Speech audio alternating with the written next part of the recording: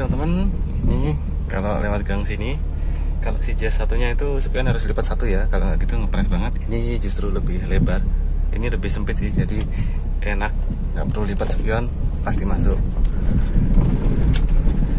Ya khasnya Honda ya, kaki-kaki pasti geludak-geluduk.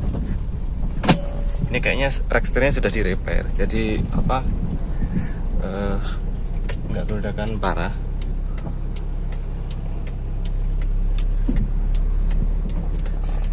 Oh iya, ini juga ada sistem auto netralnya ya. Jadi kalau kita injek rem cukup lama, dia kayak grippingnya itu tiba-tiba off sendiri. Jadi macam seperti dinetralin sih. Cuman kelemahannya kalau remnya kita lepas, itu kayak loading sekitar setengah detik baru dia gripping lagi. Oke, jalan.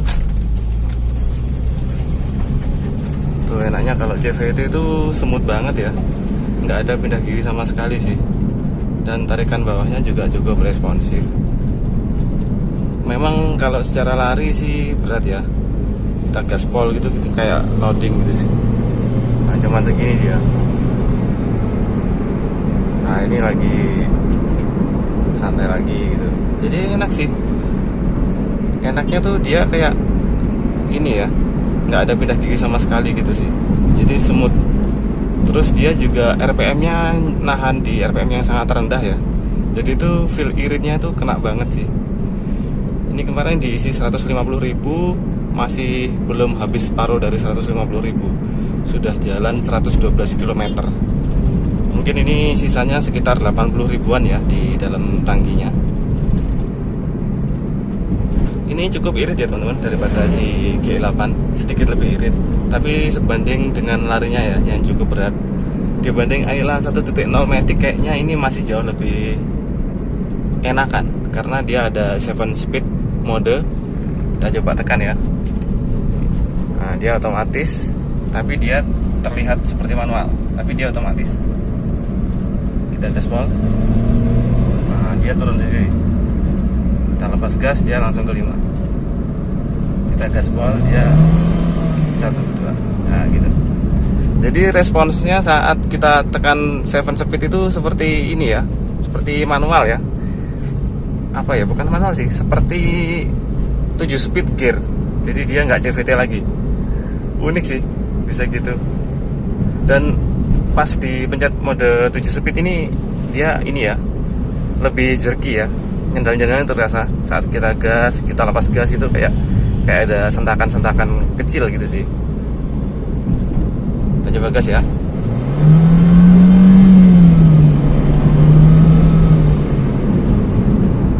Asik. Karena dia 7 speed ya, jadi dikit-dikit pindah gigi gitu sih. Keren sih. Dia kayak nggak pernah salah gigi gitu sih. Keren. Kalau secara visual langsung sih speedometernya kelihatan jelas ya, cuman kalau di kamera kayak redup gitu. Tapi sebenarnya kelihatan jelas banget sih. Ini lagi AC ya. Kita coba AC-nya kita matikan, kita coba salip truk ini ya. Seberapa sigap dia. Kita asen kanan, terus kita kick down.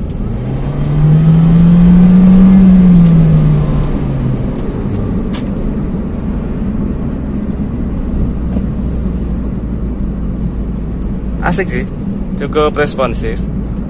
Oh ya, di situ kayak ada air tumpah-tumpah gitu sih. Itu kalau nggak salah dari AC-nya kali ya.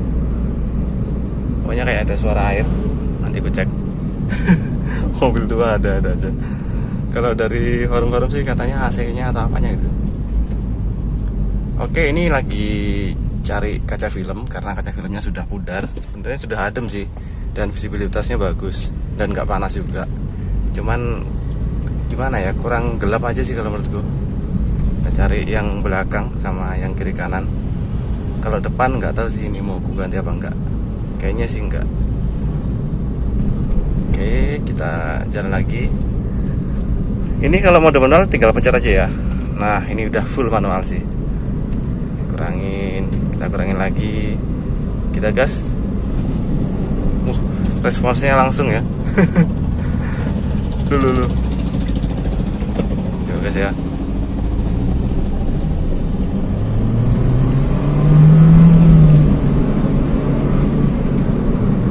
cukup nampol loh. Tapi kalau pakai CVT diginiin terus tuh kayaknya lama-lama jebol juga sih. Cuman gini sih, ini kan yang IDSI, jadi CVT-nya itu mungkin satu platform dengan yang VTEC ya. Jadi tenaga yang dikeluarkan ini cuman 65% doang kali ya dari tenaga aslinya. Jadi kekuatan CVT-nya mungkin hanya terpakai 60% dari total maksimum CVT-nya. Bisa jadi ini lebih awet sih, karena CVT-nya ini mungkin dirancang untuk 120 tenaga kuda, tapi karena ini yang IDSI cuman 89 tenaga kuda, jadi kayak sekuat-kuatnya mesin ini itu masih di bawah kekuatan asli CVT-nya. Gitu kali ya. Tapi entah juga sih, kadang meskipun common part kadang dibuat beda juga sih. Bisa jadi. Oke, so far sebenarnya kalau buat jarak-jarak pendek aku lebih pakai si GT3 ini sih daripada yang GE8, karena menurutku ini lebih irit sih. Kalau dilihat dari cara jalan dia itu kayaknya kecenderungannya dia lebih irit, karena dia bisa nahan di RPM 1 gitu sih. Kalau di GE8 itu cenderungnya 1,5 RPM-nya ya. Jadi kayak ngeden gitu sih, kayak buang-buang bensin gitu sih, terutama di dalam kota. Kalau ini sih aku coba di dalam kota belum lama sih, jadi nggak begitu tahu juga apakah dalkotnya jauh lebih irit daripada GE8 atau enggak. Cuman yang ku seneng ini cara dia jalan itu kayaknya irit banget sih, kayak ngegelinding banget gitu sih.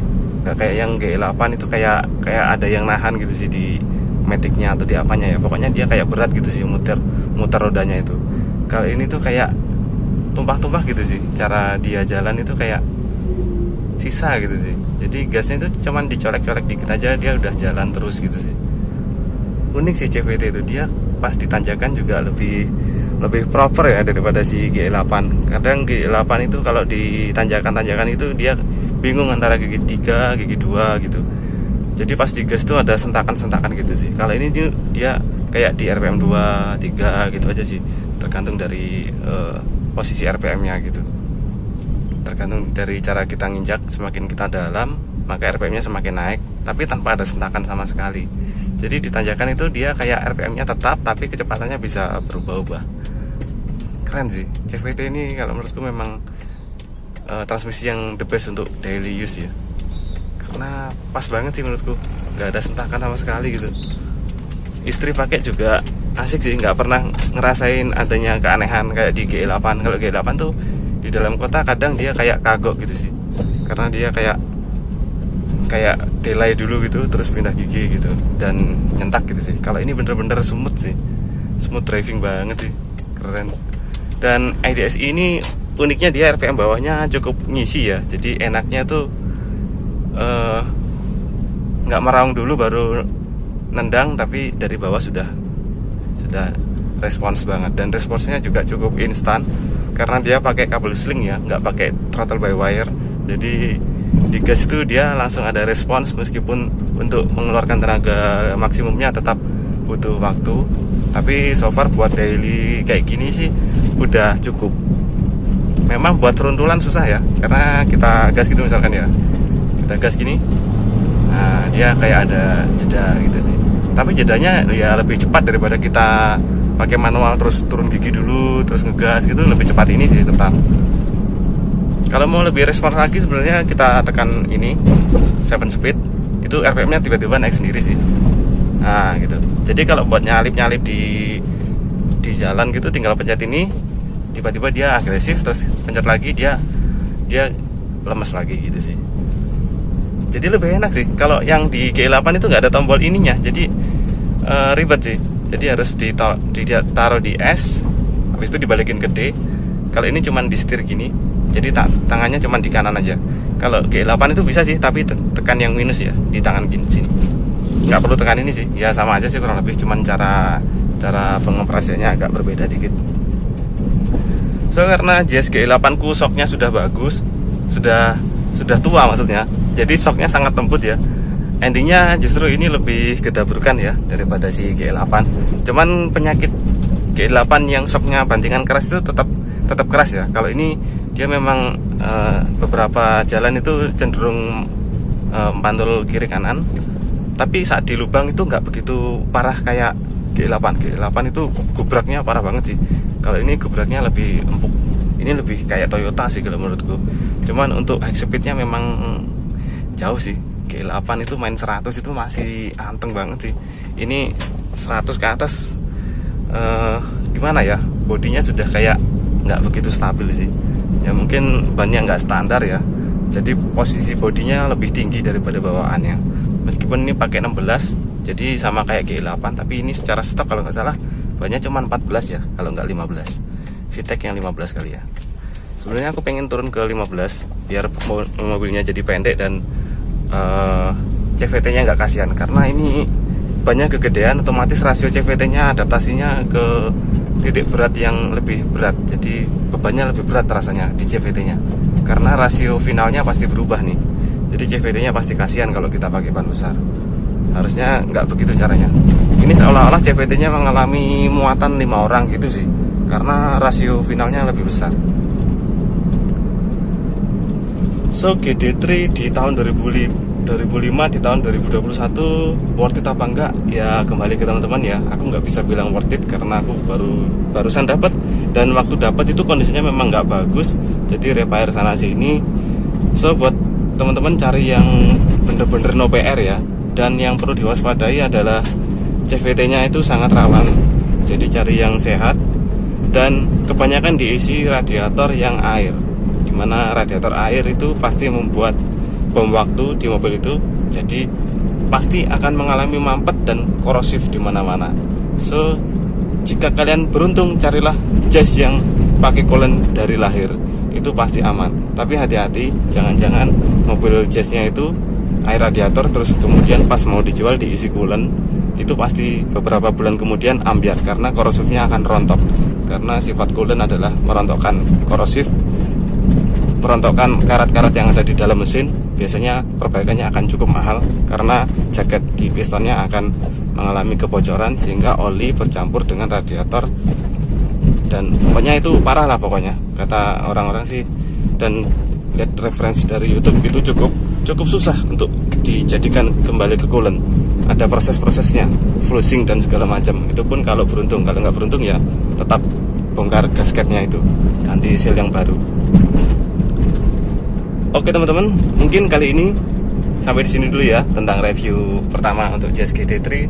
So far cukup asik sih dibanding dengan Brio, tetap enak Brio manual ya. Tapi dibanding Brio Matic belum coba. Rasa-rasanya kayaknya sama dengan Brio Matic ya larinya ya. Tapi belum eksplorasi lebih jauh sih. Masalah yang dirasakan di mobil ini adalah justru di ininya ya, di usia tuanya itu sendiri ya. Jadi kayak ada worry gitu sih kalau kita pakai jalan jauh sih, kayak apanya rusak, semuanya rusak gitu sih, takutnya seperti itu. Ternyata Honda itu memang nggak sebagus Toyota ya. Kalau Toyota Innova di rumah itu worry free banget, meskipun sudah tua banget 2005, kayak pede banget kemana-mana. Kalau pakai Jazz ini kayak waduh apanya lagi ya nanti yang rusak ya, apanya lagi ya, kayak gitu sih. Jadi entah kenapa, entah Jazz ini aja atau memang Jazz ini memang kualitasnya pas lagi nggak bagus atau gimana, nggak tahu juga sih. Kembali ke kondisi ya, kondisinya random banget ya kalau mobil-mobil tua itu. Ada yang sangat bagus, ada yang berantakan. So opsi lain dari mobil ini sebenarnya banyak sih. Ada Tungo, ada apa ya, Ayla kali ya, Ayla tua. Ada Splash yang cukup muda. Ada Ford Fiesta sebenarnya 70 jutaan, tapi cari yang manual ya, dan cari referensi dulu. Itu paling worth it sih, karena Ford Fiesta itu 2012an, speknya sadis banget sih. Desainnya juga sangat keren sih menurutku. Tapi kemarin nyoba itu dapatnya malah dapat Fiesta yang nggak bagus, jadi nggak berani ngambil. Dia lepas 73 juta DCT kalau nggak salah. Wah keren banget sih.